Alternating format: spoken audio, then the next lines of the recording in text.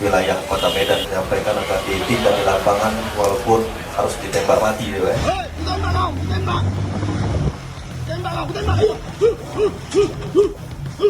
Pemerintah Kota Medan dan masyarakat Kota Medan sangat mengharapkan upaya yang nyata penindakan secara tegas bagi para perilaku kriminal, geng motor, begal, pencurian fasilitas umum, dan permasalahan tawuran. Halo Sobat Forum, bersama saya Puspita Chandra Dewi. Inilah Forum hari ini.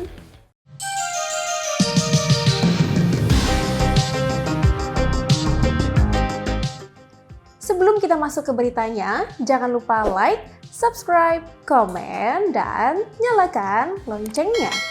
Sekarang, yuk kita ke beritanya.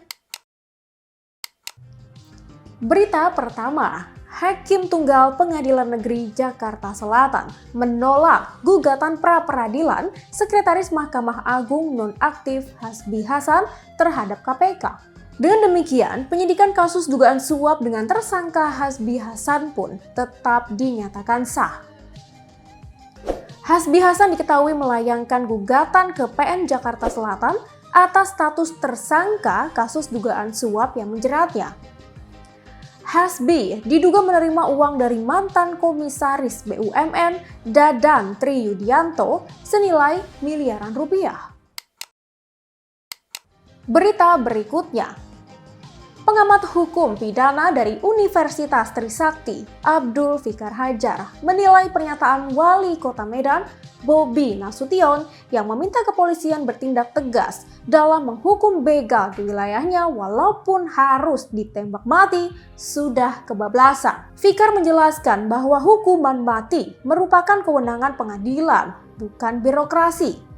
Pernyataan Fikar tersebut sesuai dengan Undang-Undang Nomor 2 PNPS 1964 tentang tata cara pelaksanaan pidana mati yang mana dijatuhkan oleh pengadilan di lingkungan pengadilan umum dan militer. Ketentuan nomor 02 PNPS 1964 itu pun kemudian disempurnakan dengan peraturan Kapolri nomor 12 tahun 2010 tentang tata cara pelaksanaan pidana mati. Kata Fikar, polisi itu penegak hukum meskipun sekaligus penjaga keamanan dan ketertiban. Artinya, kata Fikar, tindakan polisi yang paling keras sekalipun tujuannya untuk dibawa ke proses hukum. Berita berikutnya. Nama bakal calon wakil presiden pendamping Anies Baswedan tidak akan diumumkan dalam apel siaga perubahan yang digelar oleh Nasdem di Stadion Utama Gelora Bung Karno pada Minggu 16 Juli 2023 mendatang. Ketua Bidang Komunikasi dan Media Partai Nasdem, Charles Meikiansyah mengungkapkan, selain Ketua Umum Partai Nasdem, Surya Paloh, bakal calon Presiden Koalisi Perubahan Anies Baswedan juga dijadwalkan akan menyampaikan pidato di kegiatan ini. Anies akan menjelaskan tentang ide-ide baru dan brilian untuk menuntaskan berbagai permasalahan yang dihadapi masyarakat dan bangsa Indonesia selama ini. Apel siaga juga rencananya akan dihadiri oleh ketua umum partai politik yang tergabung dalam Koalisi Perubahan untuk Persatuan, yaitu PKS dan Demokrat. Namun Charles memastikan nama bakal cawapres yang diusung KPP belum akan diumumkan di kegiatan tersebut. Sementara itu, Ketua DPP Nasdem, Effendi Hoiri alias Gus Coy, mengonfirmasi pihaknya tidak mengundang Presiden Joko Widodo dalam acara nanti karena apel siaga perubahan bersifat internal.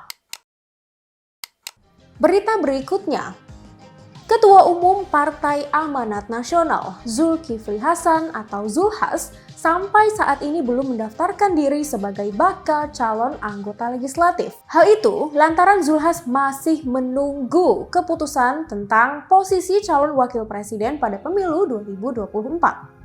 Hal itu dikatakan oleh Wakil Ketua Umum PAN, Yandi Susanto, usai menyerahkan dokumen perbaikan administrasi Bacalek PAN di kantor KPU RI Jakarta pada Minggu 9 Juli 2023. Yandi mengatakan apabila Zulkifli Hasan maju sebagai caleg, maka Menteri Perdagangan itu akan mendaftar untuk Dapil Jawa Tengah 1. PAN sendiri telah mengusulkan nama Zulkifli Hasan sebagai cawapres untuk mendampingi Ketua Umum DPP Partai Golkar, Airlangga Hartarto, sebagai calon presiden.